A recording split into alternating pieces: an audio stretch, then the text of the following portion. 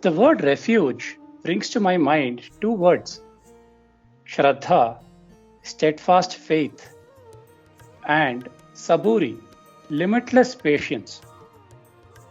Perhaps the situation we are in today was already known to the Trikala Jnana Swarupa, Sri Satyasai. In preparation for this, Swami, in his infinite love and mercy, already wrote a letter on how we must conduct ourselves. I quote: "To Sri Satyasai Hostel, Brindavanam. My beloved teachers and boys, accept my love and blessings. In this world of change, we meet with various vicissitudes of life, both pleasant and unpleasant. We are afflicted with diseases, both mental and physical. The body is stricken with diseases and the mind filled with worries. In this state of our unhappiness, turmoil, and misery, there is only one way, and that is to take refuge in Sai. Sai alone can remove these difficulties and diseases and bring us health, peace, and prosperity. He who has got Sai's name on his lips is a Jivan Mukta, because continuous remembrance of Sai eliminates the ego sense and grants him the realization of his immortal, changeless self. Name is a link between the devotee and Sai. It brings the devotee face to face with Sai and enables him to attain the knowledge of his oneness with him, Sai. With love, your Sai, your own Sai, Sri Satya Sai." Unquote. What a wonderful letter. Brings tears to one's eyes. Although this letter was addressed back then to the Brindavan teachers and students, I'm sure it applies to each and every one of us today. To elaborate further on the essence of this letter, Sai, our only refuge, it is a pleasant coincidence, I would say, that we have amidst us an associate professor from the Brindavan campus. Without further ado, let me request the host of this online meet to unmute Dr. G.S. Sri Rangarajan so that he may share his thoughts on Sai, our sole refuge.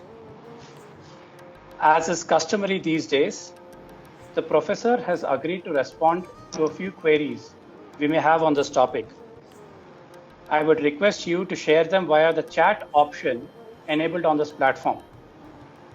Over to Sai, our only refuge. Pranams at Bhagwan's lotus feet. Shri Ram Kumar, Trustee, Sri Satya Sai Seva Trust, Karnataka. Shri B.R. Vasuki, Convener, Sri Satya Sai Seva Trust, Karnataka. Shri Venkatramana Gosavi, State President, Sri Satya Sai Seva Organization, South Karnataka.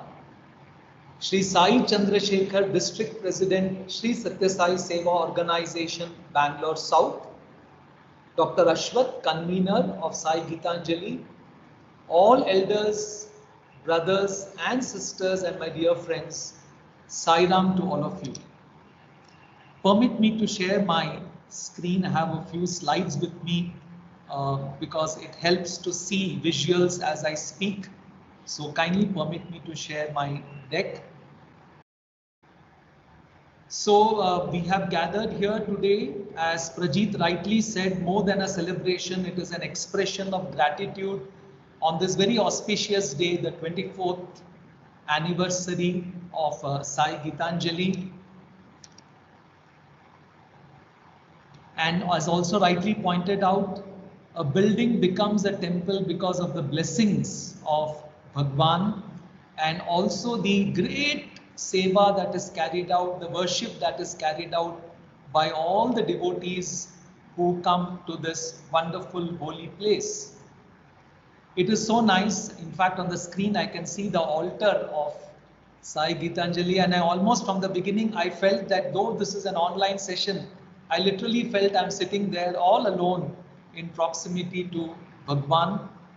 So greetings to all of you on this very holy day, and I would like to share a few thoughts, and I have titled my talk Sai, our sole refuge, because under the given circumstances I thought rather than any other topic, the most relevant topic would be how do we cling on to Swami's lotus feet during this very unprecedented times that we are all experiencing on this planet Earth.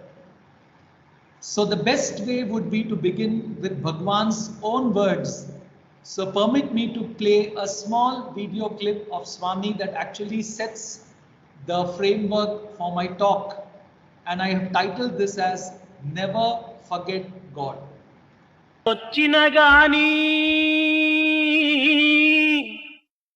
ಹೆಚ್ಚುಗ ಸಂಪದಲೊಚ್చిన గాని ఏనుగు గుర్రములెక్కిన గాని పిచ్చోడని పేరొచ్చిన గాని ప్రియముతో పెద్దలు పొగిడిన గాని దేవుని మరువకురా ఉన్నది దైవమే ఒక్కడురా దేవుని మరువకురా ఉన్నది దైవమే ఒక్కడురా. Whatever prosperity and wealth you may get, you may have all the comforts and all the luxuries available to you. You may become mad and lose all sense, but under all circumstances, never give up God. There is only one God. దూషించిన గాని The wicked people may criticize you. దుష్ట జనులు దూషించిన గాని The wicked, దోషరహితుడై ఉండిన గాని కష్టములెన్నో వచ్చిన గాని కాయము వ్యాధుల చిక్కిన గాని దైవము వదలకురా ఉన్నది దైవము ఒక్కడురా. whatever problems, difficulties you may get, whatever diseases you may get, you may be free from all those things under any circumstances. Do not forget God. There is only one God. యోగాభ్యాసము చేసిన గాని భాగవతాదుల చూచిన గాని యోగాభ్యాసము చేసిన గాని భాగవతాదుల చూచిన గాని పండితుడని బిరుదొచ్చిన గాని పాపిష్టోడని అన్నను గాని దేవుని వదలకురా ఉన్నది దైవము ఒక్కడురా. You may undertake practice of yoga. You may go and visit Bhagavatas and great ones. And you may be praised by everyone. And you may be condemned by everyone. But under all circumstances, do not give up God. There is only one God. నిందకు లోబడి నిలచిన గాని నిండు చదువులే చదివిన గాని నిండు కుండవయ్యుండుమురా నీవు ఎండని కుండగా నుండకురా దైవము ఒక్కడెరా ఉన్నది దైవము ఒక్కడురా. Whatever education you may get, whatever scholarship you may get, do not become proud of it. Be always humble and recognize the truth that there is only one God, and never give up your faith in God. This sets the framework for my talk.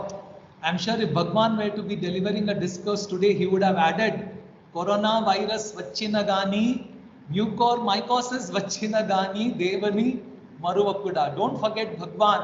Even in these pandemic times, the only thing that we can do is hold on to Swami. And how do we do that?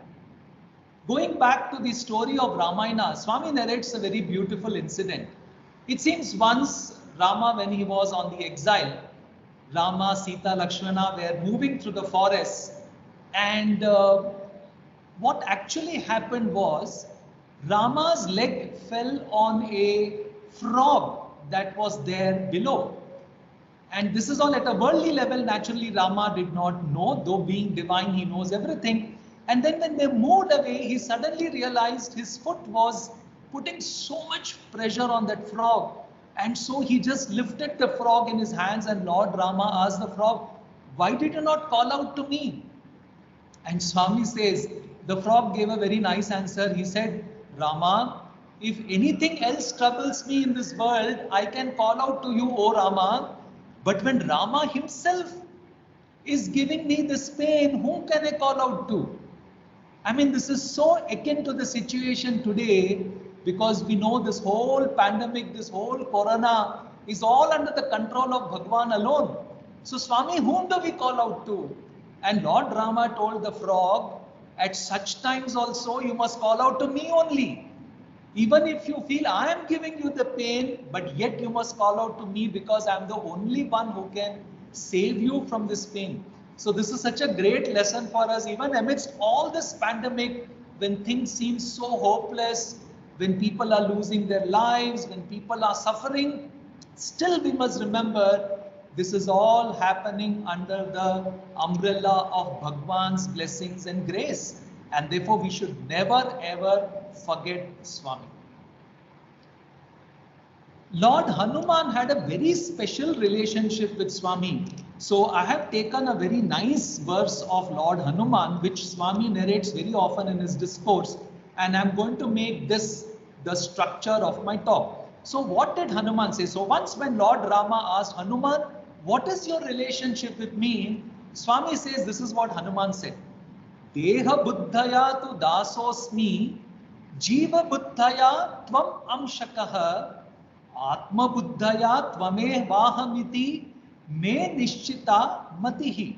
Let us try and understand what is the meaning of this. Line by line, there are 3 lines. And Hanuman says, I am very clear in my mind, Lord, what is my relationship with you?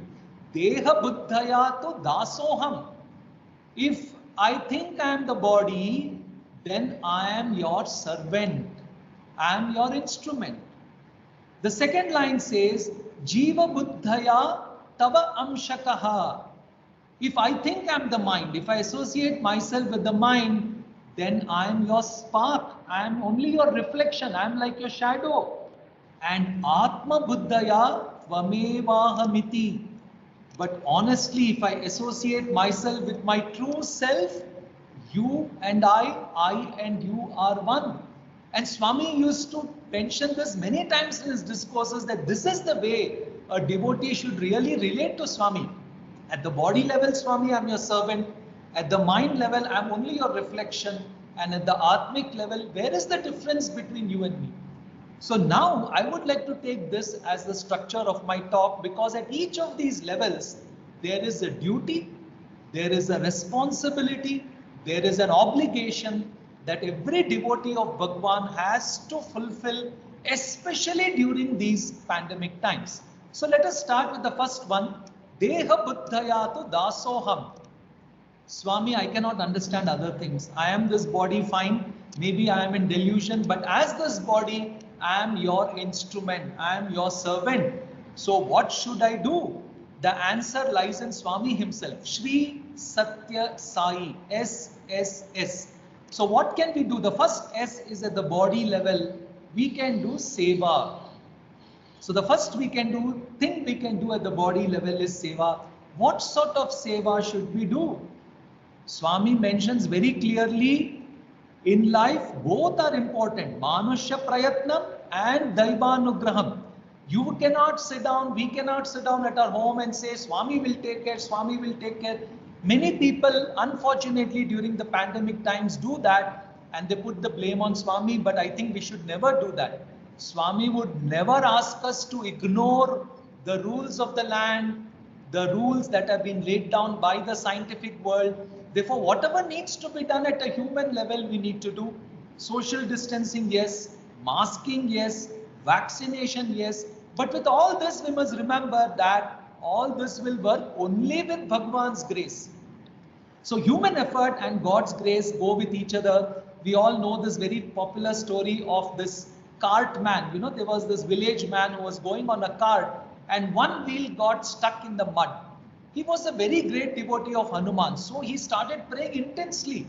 Hanuman, please help me. You're the strongest man. Help me just lift this cart. You know, the 2 wheels are stuck in the mud, and nothing happens. And he starts, because every time Hanuman has been helping him, he is very, full of doubt. Why Hanuman is not helping me? And then, from within, this voice tells him, what are you doing? You're only praying to Hanuman. Are you putting in an effort? And then he, as you can see in the picture, he goes and lifts one wheel. Instantly Hanuman manifests himself and he says, come on, I will lift the other wheel. This is Swami's relationship with us. The more effort we put in, Swami says, I am ready. Come on, let us do this together. Therefore, Manusha Prayatnam and Daiva Anugraham both are extremely important. The other side of the story, now I narrated a story where the person was not putting in his effort and he was thinking Swami will do everything. That does not work.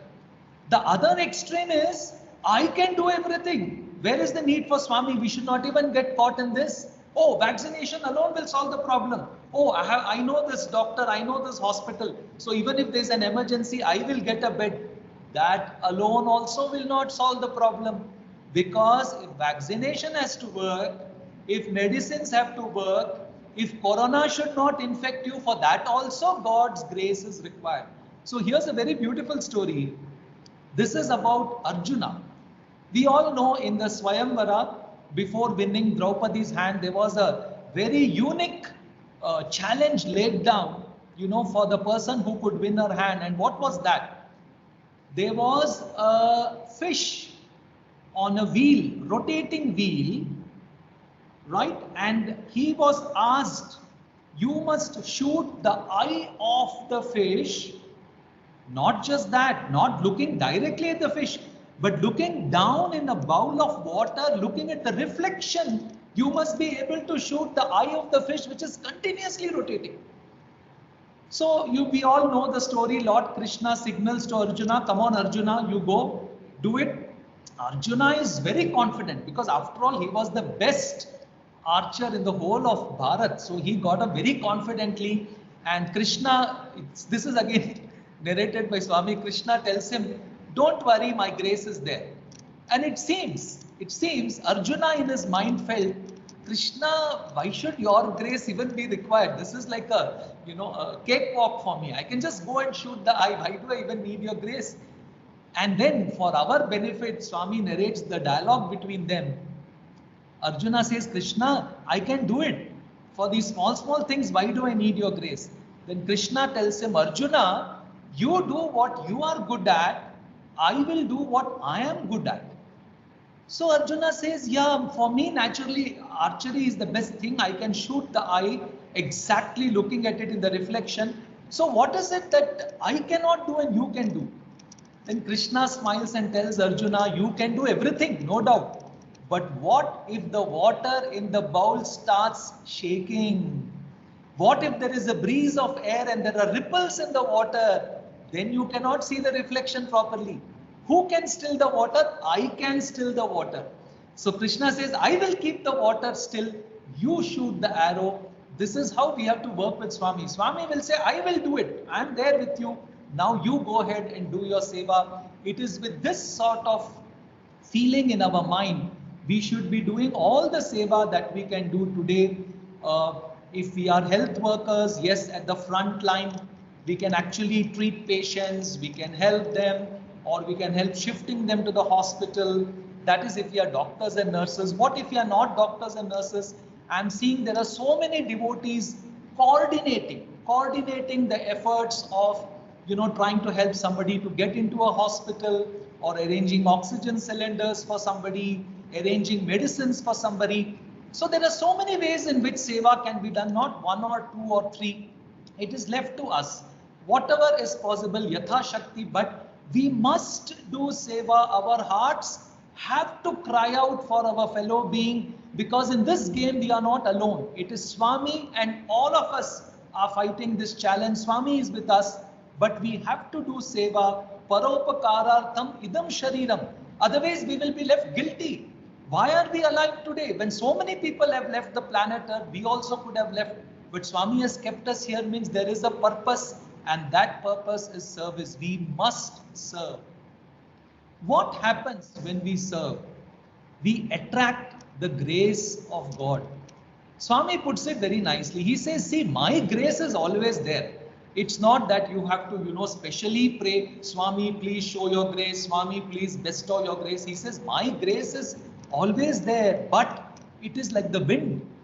It is like the wind or the breeze which is always there, but in order to capture it, you have to open the sail. And that is why I put the picture of this boat. We can see the sail is open and it is capturing the potential energy of the wind, converting it into kinetic energy, and the boat moves forward. So Swami says, to attract my grace, you must do seva. That is like opening the sail. Only when you do seva, we know Swami has given these examples many times, that when God has to rescue a devotee, when God has to come to the need of a particular devotee, as per the dharmic framework, Swami is not supposed to interfere in our life. It is a fully democratic life. You live, you do, you bear the consequences. But still Swami says, when will the dharma or the dharmic blueprint of creation allow Swami to intervene? When he sees that the devotee has done some special seva, then it attracts Swami's grace. Let me narrate to you a very nice episode which happened in Kodaikanal in the year 1994. One of the evenings, Swami was talking about grace. Very interesting. And Swami said, see, God does not interfere with nature. God does not interfere with karma. Whatever you have done actions based in this birth or previous birth, you have to face the consequences. But Swami says, when you pray to God, when you do service, you attract my grace. And how does this grace work? He gave 3 examples which I vividly remember. I've written down in my diary, and let me share with you these 3 very unique examples. Swami always gives a lot of very nice analogies.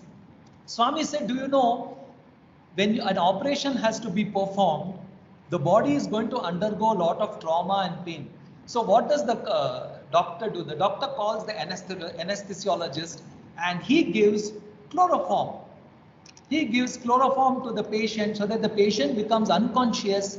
The whole operation gets over. The patient does not feel any pain. Swami said, even when my devotee has to go through karma, I have the power to give him chloroform. If he attracts my grace will come to him as chloroform. Even though he goes through the consequences of his karma, he will not feel the pain. He will not feel the pain. Such a beautiful analogy. So Swami said, one way in which my grace can help you is, I can make it act like chloroform so that you don't feel the pain, though you have to go through it. The second example he gives, as we can see here in the picture, every tablet has got an expiry date. So Swami said, do you know what happens after the expiry date is over? Swami said, you may take the medicine. Sometimes you're not supposed to take because it may have a lot of side reaction, but generally after the expiry date is over, the potency is lost. So even if you take the medicine, there will be no impact of it. Bhagwan said, I can also do that. When a devotee attracts my grace, I will make him undergo the karma after the expiry date is over so that he does not feel the impact of it. The second way in which Bhagwan's grace works. And then he said, even beyond these two, there is a third one. And he used the word Tilodayaka. I have not come across this word anywhere else. I remember only on that occasion Swami said, this is called special grace. And then he gave an example which I'm sure all of us must be very familiar with. He said, see, when a teacher is evaluating papers, which actually I'm doing now because the students have just finished their exams. He said that the teacher, suppose there is one student who is getting 39 out of 100 and 40 is the passing mark. So Swami said, what will the teacher do? Yes, as per the answers written, the student has got 39, but at that time the teacher will think, is my marking so perfect?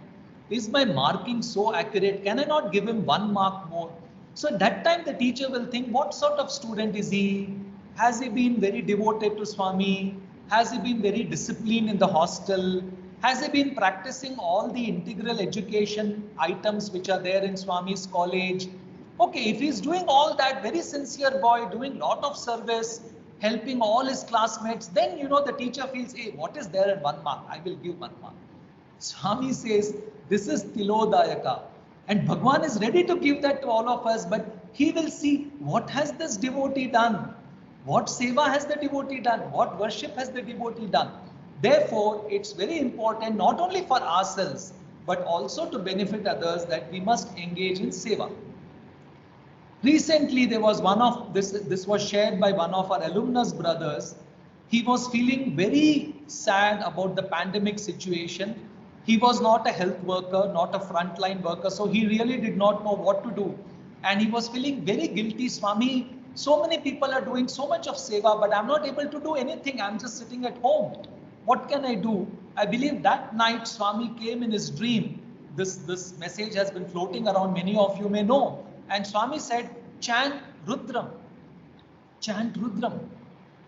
In fact, many times in the mandir, in the earlier days when Bhagwan was physically present over there, he has mentioned this sentence to many of us. Chant Rudram to make your life Bhadram. Chant Rudram to make your life Bhadram. That is safe. To protect your life, chant Rudram. Not only Rudram, I mean Rudram is only symbolic, but we could chant. So if nothing else can be done in our own house, within our four walls, we can engage in some sort of worship. But still, to give a scientific bent to it, how do you think really these mantras help us? Mantras have been the best vaccinations that our ancients have given us. But only thing, they work at a vibration level. So, of late, many people have been quoting Dr. David Hawkins. Dr. David Hawkins is an American psychiatrist, and he has done a lot of research in spirituality and consciousness. Of course, his work may not be completely recognized by modern science because this is meta science, but I'm sure we will be able to appreciate what he says. He wrote a book long back called Power versus Force in 1994. And there he talks about how everything is vibration. Like Swami says, everything is energy and everything is vibrating at different frequencies. And his explanation for this whole thing is why this pandemic. He says the planet as such typically resonates at a frequency of 27.4 Hertz. Of course, these numbers are all being quoted from messages I have got. I don't have any evidence, nor do I know how he has measured this. But then he says the corona's vibrating frequency ranges from 5.5 to 25.5 Hertz. So that is why many of these very harmful viruses and germs don't affect people. But why has it affected us now? When there is negativity on the planet Earth, when there is negativity in our minds and we bring down the energy force, our frequency of vibration comes down. At such times, we have opened the doors and windows to these very dangerous microorganisms. This is his hypothesis.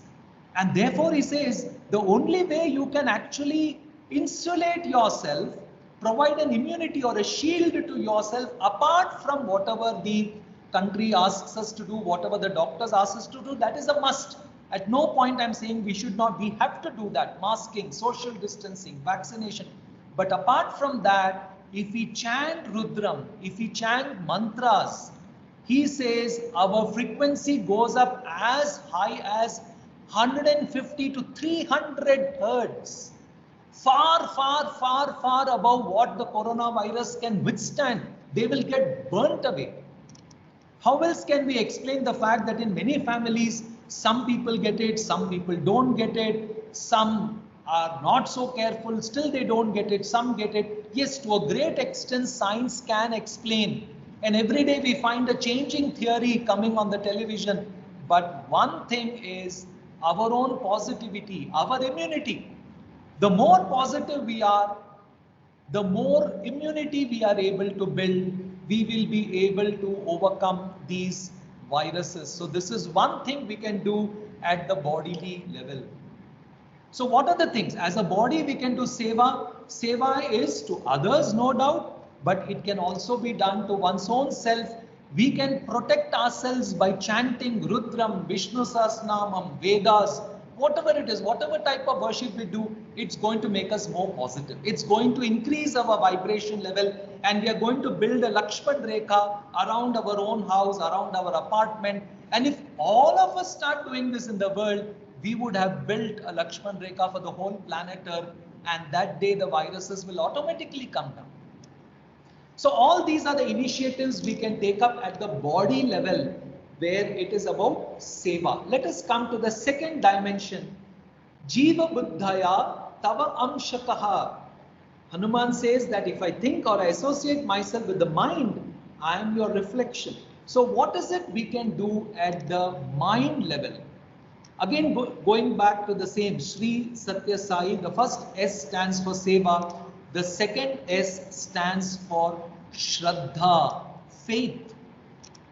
Brothers and sisters, these are the times we need to have tremendous faith in Swami, tremendous faith in Swami. Let us not say, oh Swami, coronavirus is, hit the world. Let us tell the coronavirus, do you know we have Swami with us? Swami can do anything if he wants. Yes, he can save us, he may not save us. There is a bigger law operating, but yet our duty is to have faith and hold on to the feet of Bhagwan. But now the question may arise, how do we really do this?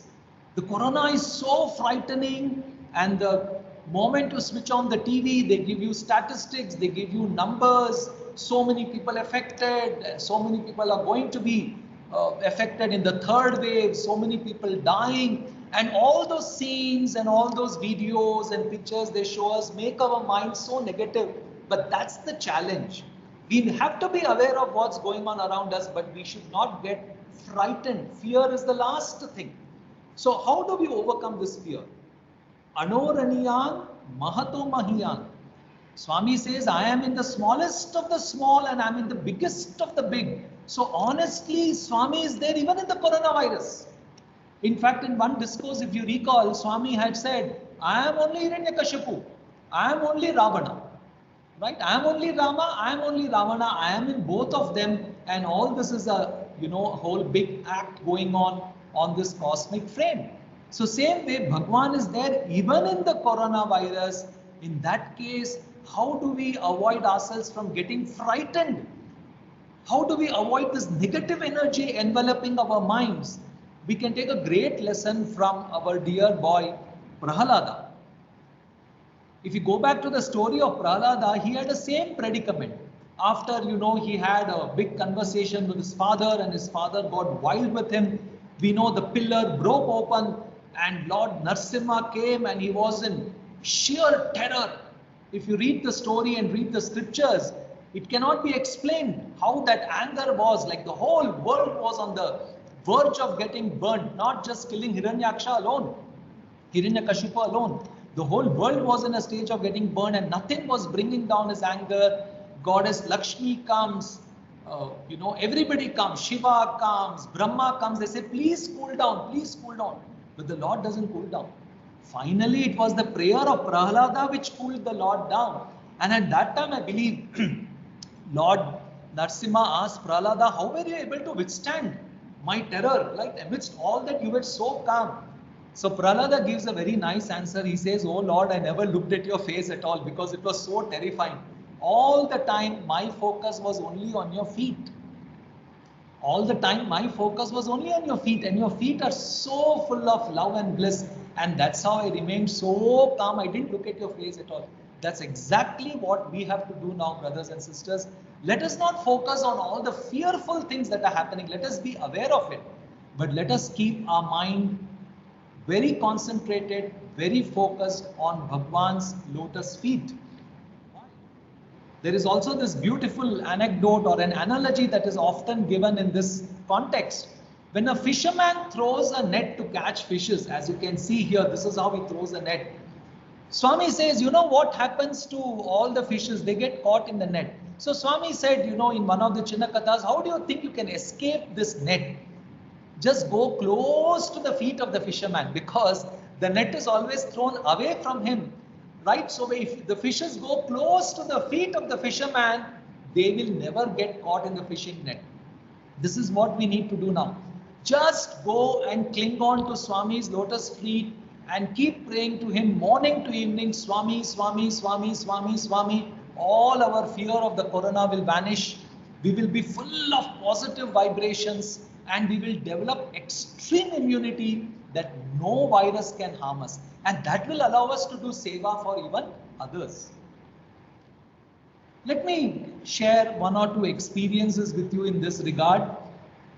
This happened way back in the 90s. Some of you may be aware. I have put a picture here to show you the sort of give you the geographical context. This was, of course, my very first birthday. In fact, this is when I was born in Swami's fold in 1990. But what I want you to see is not that. I want you to see that front part of the Mandir portico. Just beyond that is Bhagwan's interview room. And one evening when we all were seated there, right in front, I was also sitting somewhere here in front. Swami completed an interview and he came out with a couple of devotees, and there was one lady who was in a wheelchair. And obviously we saw her going in a wheelchair also. She was quite old. And this was a very common, experience, seeing devotees going inside the interview room and some of them not so well. So fine, she went in and she also came out, and Swami stood exactly where he's standing now. He was standing there and the lady with the wheelchair was there, and suddenly, to our utter amazement, Swami knocked at the knees of this lady. Swami knelt down and with his hand, he just tapped her both the knees. He said, "Utho, walk." We still did not know what was coming, and we were not totally prepared for this miracle, which very rarely you get to see right in front of your eyes. Many times it's inside the interview room. But then Swami said, "Walk." So we really could not understand what Swami is telling her. How is this lady going to walk? But then it became very obvious something very special was happening, and Swami said, "Get up, walk." And this lady, whom we later on came to know had not walked for decades because of some ailment in her legs, suddenly got up and she just started walking. Needless to say, the whole mandir was applauding, and we were also really stunned. And especially, we had a very front seat over there, so we could see and even hear Swami's conversation. So we were stunned, we were spellbound. And then, of course, the lady and the whole team of devotees went back to their places. The wheelchair was taken empty and it was taken away. After that, Swami came close to us, and Swami's face looked so calm. You can imagine, when such a big miracle has happened, for us it is a big miracle. So our eyebrows and all are raised, but Swami was so calm, his usual demeanor. And naturally, the elderly devotees who were sitting there, they said, "Swami, miracle, miracle." I cannot forget the expression on Swami's face. Swami just looked all around, at everybody. He said, "Kya miracle?" And naturally they said, "Swami, you have cured the lady. It's a big miracle. She has not been walking for..." Swami said, "No miracle." And then these are the words, and mark these words, they're very important. Swami said, "No miracle. It's her faith. It's her faith in Swami." And Swami went on to explain that her faith was so strong that when Swami said, "Get up," she said, "When Swami is telling get up, there is no question, it has to happen." And she got up and started walking. Swami explained both are important. God's grace and our intense faith in God both have to join for what we call a miracle to happen. So why I narrated this anecdote is to tell you, brothers and sisters, how faith is extremely important. And that faith has to be total. It cannot be partial. Like we cannot say, "Swami, please help me. Swami, please help me." And then you get a doubt. Will Swami help me? Will Swami help me? Swami didn't help X. Swami didn't help Y. Maybe he will not help me also. We should not have such doubts at all in our mind. The faith must be total. So how can it be total? I would like to narrate another incident from the life of a great saint called Kumarila Bhatta. You may have heard his name. Kumarila Bhatta was actually a disciple of Mandana Mishra. We all have heard the names of Mandana Mishra and Ubhaya Bharati. Many times Swami has talked about them. So this saint called, or let us say an ascetic called Kumarila Bhatta, was a great expert in Mimamsa. That is, whatever the Vedas teach, the rules, regulations, he was a great exponent of that. But during those times, the Buddhism was very dominant in India, and they were actually subduing the Vedas and Vedanta, because of which Kumarila Bhatta felt very sad. And he thought the only way to overcome them is to understand what's really happening in their ashrams. So he became a bhikshu. He took the disguise of a bhikshu and he joined one of the Buddhist ashrams. And there he was trying to understand what they teach. And now he had a total grip of how, he would be able to argue with them, saying how Vedas and Vedic principles were also very, crucial in understanding the philosophy. But needless to say, after a few days, he was caught by them and they said, "You're a traitor, how could you do this?" And therefore the punishment was to push him down a huge cliff, a big mountain. And as he was pushed down, Kumarila Bhatta cried out, "If the Vedas are true, nothing will happen to me." And he fell down, and as per his faith, nothing happened to him, but only thing, he lost one eye. And at that time he was very, disappointed. He said, "Oh God, I made this declaration, if the Vedas are true, nothing will happen to me. How come I lost an eye?" And I believe there was a celestial voice which declared, "Kumarila, you had little doubt in your mind. You said, if the Vedas are true, nothing will happen to me. Why did you say if? If you had said, the Vedas are true, nothing can happen to me, nothing would have happened. Even your eye would not have been lost." So this is a classic story, to tell us how faith should be complete and total without any doubt. Of course, the picture which you're seeing here happened towards the end. He felt so guilty that he took the disguise of a bhikshu and joined their camp. So to punish himself, he actually sat on a pyre and lit it with fire, and he was taking Jivan Samadhi. That is the time Adi Shankaracharya met him and told him not to do that. And the story continues. But the point here was to drive home the fact of total faith. Let me end this module about the mind with one personal experience of mine, how maybe perhaps for the first time in my life, I got this experience of total faith in Swami and then praying to him and seeing a miracle happen. So this goes back to my own student days when I was doing my MBA from 90 to 92 in Prashanthi Nilayam. At the end of 1 year in 1991, we all had to do a project. And it was a secondary database project, in the sense we did not require to go to a company or a business organization, but we had to collect data and then do almost a 3-month project which held many credits.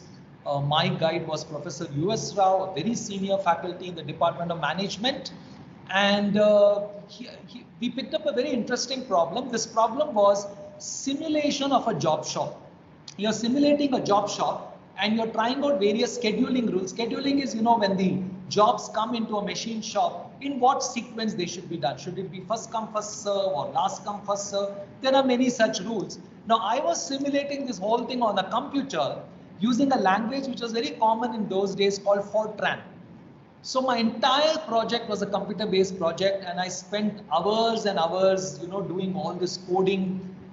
And of course, I did a fairly good job. I was getting a lot of good results, but somehow the rules that I was testing, which intuitively both professor and myself felt would be a very good breakthrough and very good rules, they were not giving the required results on the program, and every time it was showing a bug. Okay, this is a common experience for computer programmers, so I did a lot of debugging, but days passed by, weeks passed by, and I had almost reached the last 2-3 days of the entire 3-month duration. And if only I could get this through, my project would have been completed, but I was not getting this through. So I was very disappointed. I kept praying to Swami a lot, and nothing was happening day after day. And now there was just 2 days left, and it almost meant I have to abolish this whole project and perhaps do another new project, because without this getting through, this program getting through, the whole project was meaningless. I still remember that afternoon I was sitting in the computer center at Prashanthi Nilayam and staring at the screen, looking at some Fortran program like you're seeing now on the screen. And I said, Swami, what's happening? I have put in my level best. It's not that I have not put in my effort. I have put in all my effort. And I know your grace is also there, but still, why is this not working? Because logically, there seems to be nothing wrong. I have gone through every comma, every full stop, there is no bug. How do I get rid of this bug? And at that time, perhaps Swami wanted to give me this experience, and therefore this very noble conviction came from within me. And I said, Swami, I've been reading so much. I have heard so many of your discourses, and you say, Anoraniyan, Mahato Mahiyan. If you're really there in the smallest of the small, and if you are ultimately the divine energy, you must be there, or obviously you are there even in this computer program. Because after all, what is a computer? It's all about electrical currents. It's about zeros and ones. And I said, Swami, you're there in that 0 and 1. You are the 0 and 1. Therefore, you're there in every character of this computer programming, you're there. So you alone should know where the bug is. And this conviction became so strong in me, and it almost became like an obvious thought that yes, Swami, you're there. So you alone should know where the bug is. Then why is it you're not able to debug it? So I said, come on, Swami, it's literally a challenge for you. If my conviction is true, if you are there in the smallest of the small and the biggest of the big, come on, find out the bug in my program. I'm going to run it now. And this time it has to run successfully. So I still remember this intense prayer that I made sitting there in the computer center. And I chanted Sai Gayatri, and I said, Swami, this is my conviction. Here I go. I press the enter button, and believe it or not, brothers, sisters, that time the computer program went so smoothly. I got my results that day night, and all the results were as expected. And the next day I was able to even submit my project. Later on, I even, with the help of Professor Rao, I published a paper which even got a medal for that particular project because it was blessed by Bhagwan. Why I'm narrating this story to you is it was a wonderful experience for me, how total faith, like everything else you have to give up. It's only Swami, only Swami. That is the time God's grace instantly works for us. So therefore, what is required at the mind level is complete Shraddha, total faith in Bhagwan. So Seva at the bodily level, Shraddha at the mental level, and what is it that is required at the Atmic level? Atma Buddhaya Tvameva Hamiti. If I am the soul, not if, I am the soul, and therefore I am only your reflection. This is a delusion.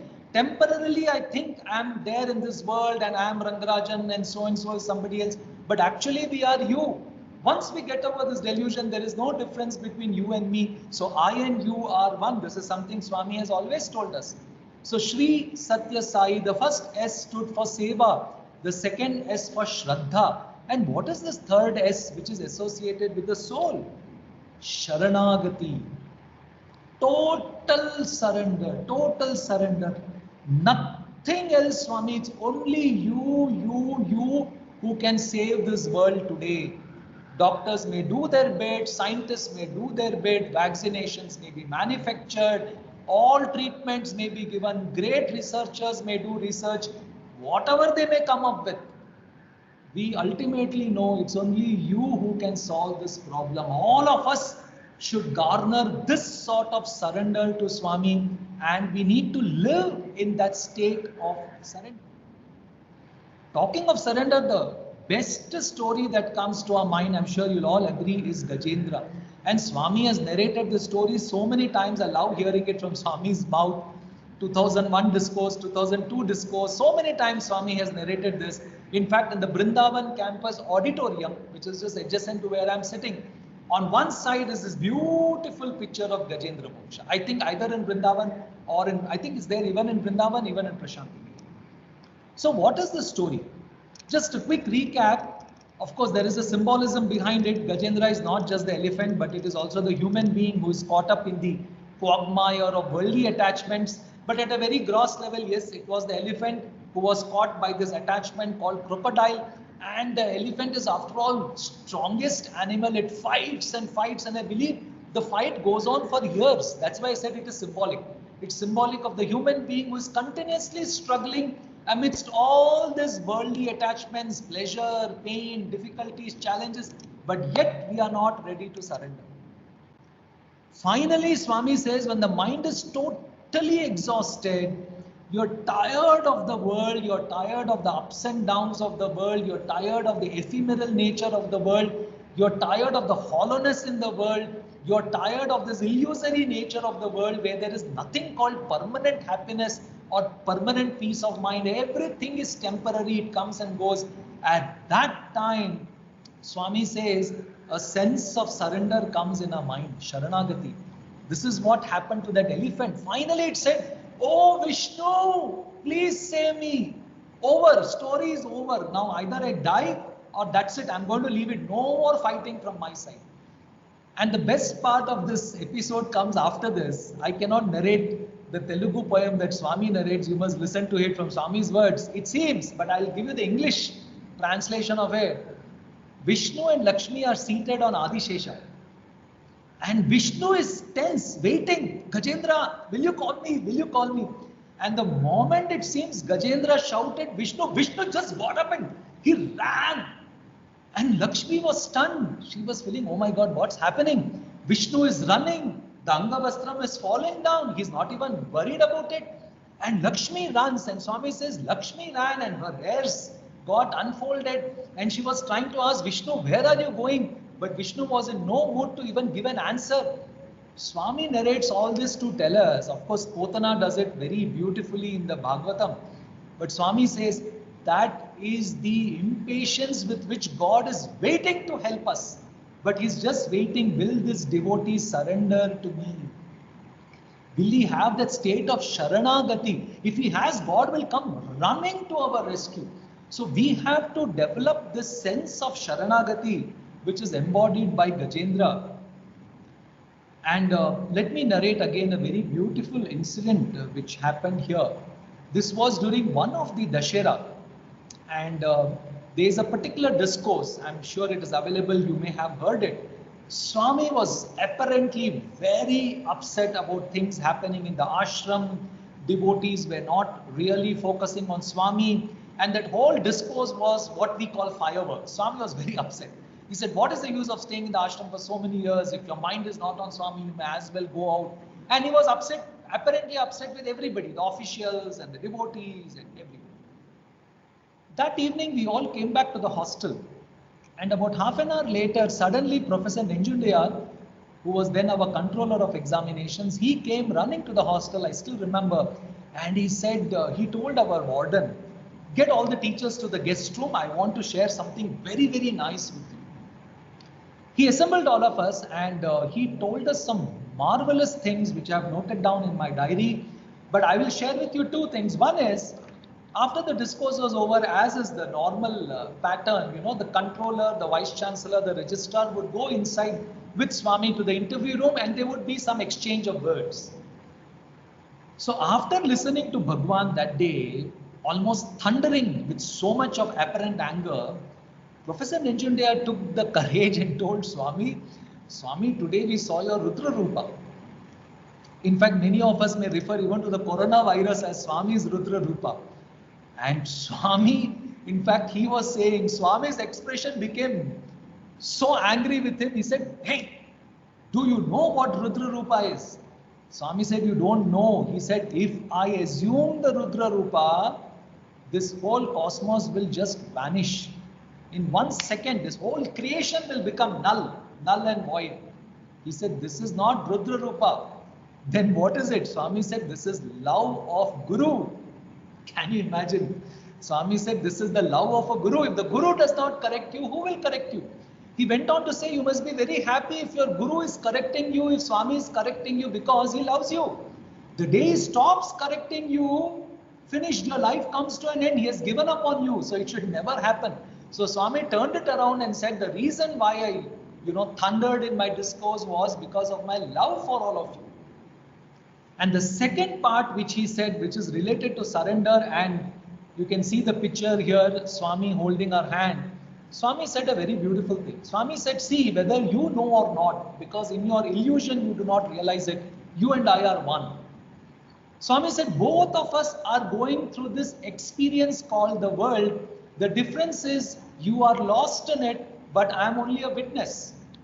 But he said, I know everything you're going through, every pain, every pleasure, every thought in your mind, every sentiment in the innermost precincts of your heart. I know what is happening with you. You don't have to pray. You don't have to tell me. I know everything.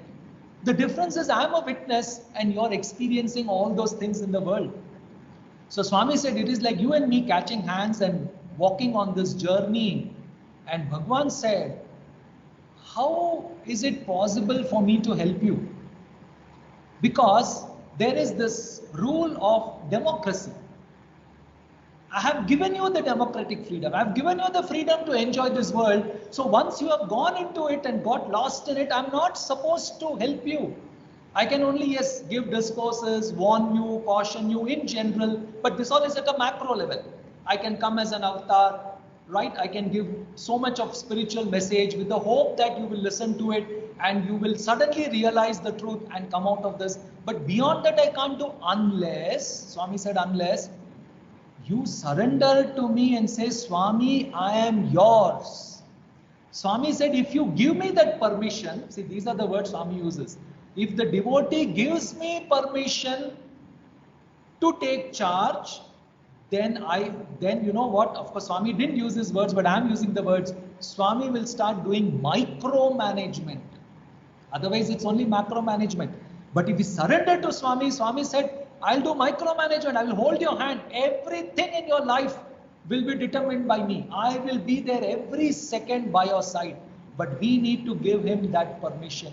And that giving permission concept is the concept of Sharanagati. We have to surrender to him. There is this beautiful analogy in the Upanishads of this bird sitting on a branch.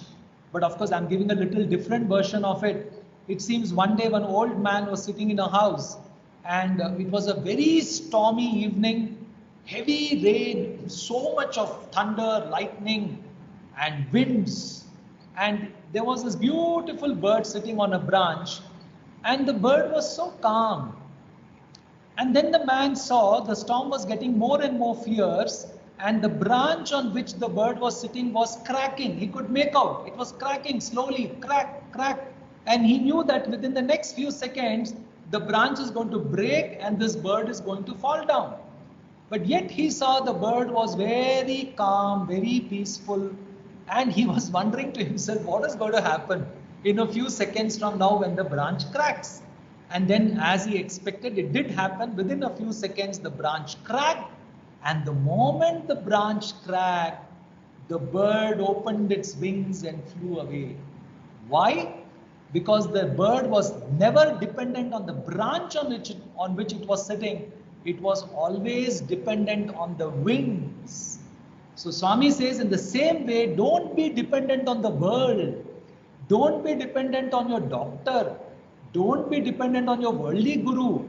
Don't be dependent on the worship or the seva and other things you're doing. Be dependent only on the inner self, which is Swami. And then it is like the wings. Any time you can fly away. When the external surroundings become very challenging and very trembling and very difficult, you can just fly away with Bhagwan. So let's have faith in Swami, not on anything external, not even on the external Swami, but the internal Swami who is there right with us all the time. And that will lead us to true surrender. Let me close my talk with one last episode, a very popular episode. Many of you would have heard this, but yet it is so relevant that I would like to, share this particular story. That this girl was traveling in a flight, and there was also a priest who was traveling on this flight, and the flight got into sudden turbulence. And those of us who have traveled in the air, when there is too much of turbulence, it's really sort of very frightening. And you never know what happens to the plane. So, but this girl was sitting next to the window, enjoying. She was so calm. And everybody, all the passengers were panicking. And they said, oh my God. And, they were calling out the names of God. But this girl was so calm. So after the plane landed, of course, it got out of the turbulence and finally landed. The priest walked up to this little girl and said, hey, how come you were so calm? We always so shocked. We never knew what's going to happen, right? In all probability, maybe we would have crashed, but you seem to be so calm. And the girl gave a very, I don't know whoever wrote this story, wrote it so well. The girl said, no, I'm not frightened at all. Then the priest said, how come? She said, my father is the pilot of the aircraft. And so innocently she said, my father is the pilot, so he knows how to drive the plane. I'm not worried at all. childlike innocence, but such a great, profound lesson for us. When Swami is the Srishti Karta, why are we getting frightened of the Srishti? Today the Srishti is frightening. The creation has become really full of fear, negativity because of this pandemic. But why are we forgetting the Srishti Karta, the creator? So brothers and sisters, it is time we shift our focus from the creation to the creator. We need to be in the creation. We need to be aware of what all is happening around us. We need to follow rules and regulations. We need to follow whatever science tells us. But deep inside our heart, let us not forget, above all these changing theories of science, above all these changing theories of the medical world, the one unchanging eternal truth which can never change, which was the same for Prahalada, which was the same for Dhruva, which was the same for Draupadi, which was the same for Lakshmana, is the same for us. Anyatha sharanam nasti tvameva sharanam mama tasmat karunya bhavena raksha raksha saishvara. Let us hold on to Swami. Though of course Swami may act through various instruments, the instrumentality could be a doctor, could be medicines. Maybe we may not be affected by corona itself, we may be very healthy, whatever it is, but all that is Swami's grace. So I would like to end my thoughts, whatever thoughts I've shared, with this slide which concludes my framework that we are not one but three. We can relate to our higher self in three ways. One is, if I think I'm the body, then yes, I am his instrument. If I think I'm the mind, I am a reflection of yours. And if I think I'm the soul, I and you are one. With the body, I do seva. In the mind, I have Shraddha. And at the level of the self, I completely surrender to Bhagwan. With these thoughts, thank you so much for giving me this opportunity. I thank all the administrators and the organizers of this program. I have just poured out my heart with all of you. Let's fill ourselves with positive energy, brothers and sisters. That's the only way. Amidst all this negativity, we need to stand as pillars of positive energy to such an extent that let people come to us and take the positive energy from us. Let us fill the whole planet with positive energy. The day that happens, I'm sure the pandemic will come to an end and we will be able to meet physically in Sai Gitanjali and then share, our celebrations at Swami's lotus feet. Thank you so much. Sai Ram.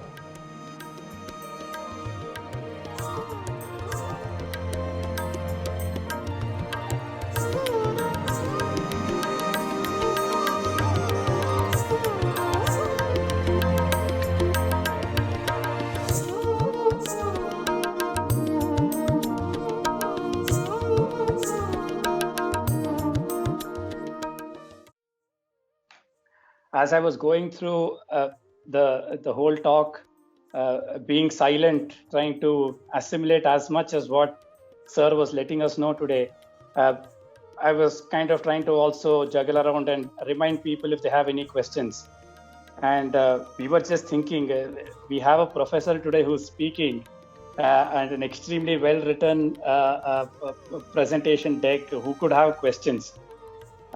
But nonetheless, being customary of a program of this nature, we did get in a couple of them. I would request if Sir could quickly share some thoughts on these as well. I'm just going to read this out so that we would, for everybody's benefit. Dear Sir, mantra chanting, you said, is a vibration effect. What about the chanting that people do mentally when in a situation where no loud chanting can be done, in which there is no sound vibration? Right? For example, a silent chanting of a Veda mantram, is it okay when there is only the feeling and no sound? Can I answer that, Prajit? Sure, sir, sure. Brothers and sisters, vibration, I don't know why we feel only sound is vibration. Thought is vibration. Our existence is vibration. So thoughts, the vibration begins at the thought level. Thoughts, in fact, that's what Swami says, mind is a bundle of energy. So even when we do soft chanting or soft japa within our mind, that is also potential vibration. Our saints and sages sitting in the Himalayas, apparently doing nothing but lost in samadhi, were enveloping the whole universe with their positive vibes. So the answer is very loud and clear. It's not only the audible sound which makes energy, thoughts also make energy. That's why Swami says good thoughts, good thoughts, good thoughts. So soft chanting is also perfectly okay. Thank you, sir, for that very pithy answer, I would say. Quickly moving on to the next question. We have time only for two more in all. Going on to the second one. We get solace when we go to a place like Brindavan or Prashanti Nilayam. This could be due to our feeling, but there is also the whole concept of Sthala Mahima. But what in times we are unable to go there physically. Classic example is today we have an online meet. Gitanjali is a place blessed by Swami.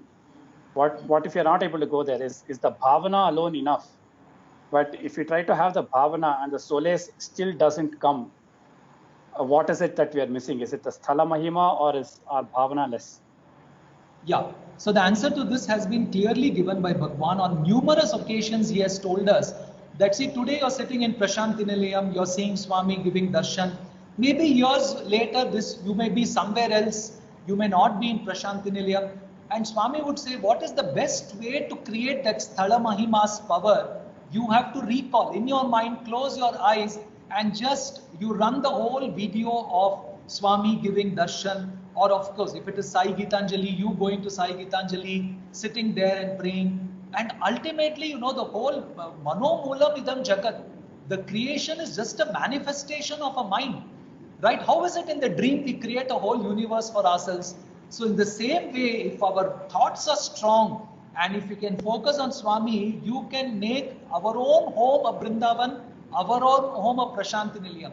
Swami has told repeatedly, wherever you are, take Prashanti Nilayam with you. I'm sure you all remember that. What did he mean by saying take Prashanti Nilayam with you? Means create that Sthala Mahima in your own home. Honestly, brothers and sisters, today that is the need of the day. Our own apartments, our own communities, societies should become a Brindavan, a Prashanti Nilayam, emanating so much of positive energy. So as you said, why if it's not happening means maybe the intensity of our thoughts are not strong. Or maybe in our mind we have given up saying, oh, it cannot happen. Sthala Mahima means we have to go only to Sai Gitanjali. I'm not at all saying that is equally important. We have to go. But in the situations like this where we can't go, we can create a Sai Gitanjali in our own minds, in our own altars, in our own homes. Very much positive. Thank you so much, sir, for that answer. I would conclude with the last question.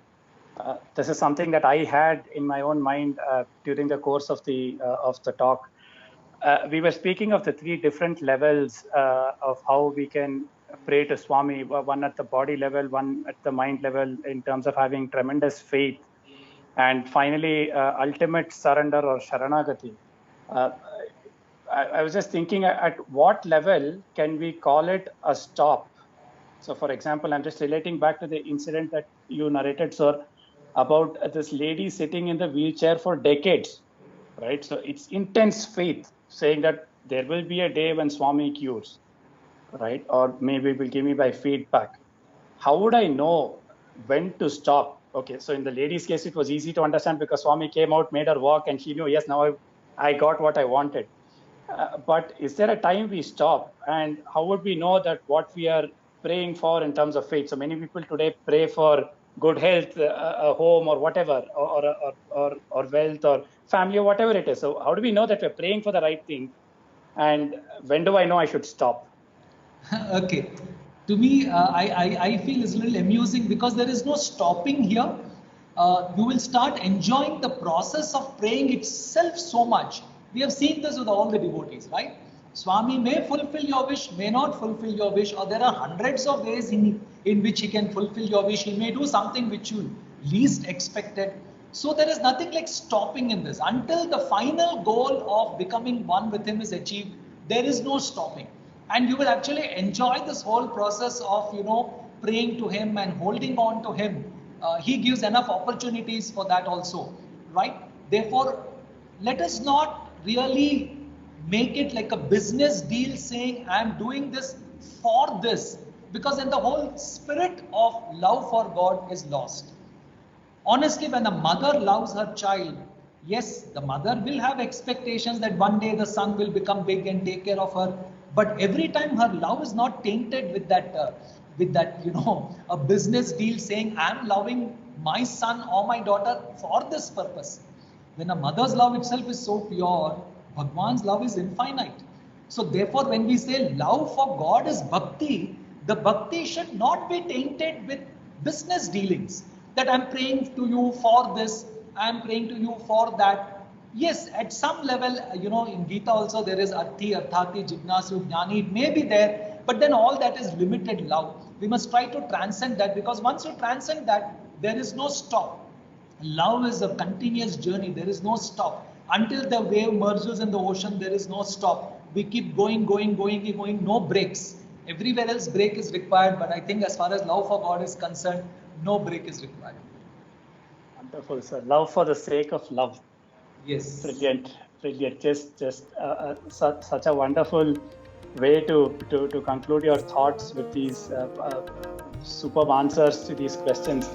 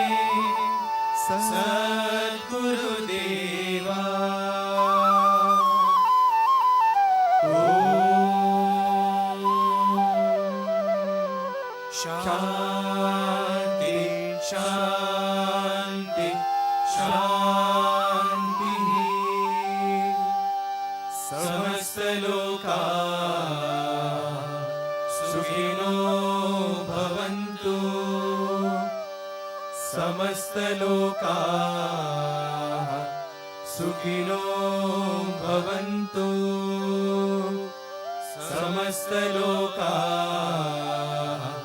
सुखिनो भवन्तु।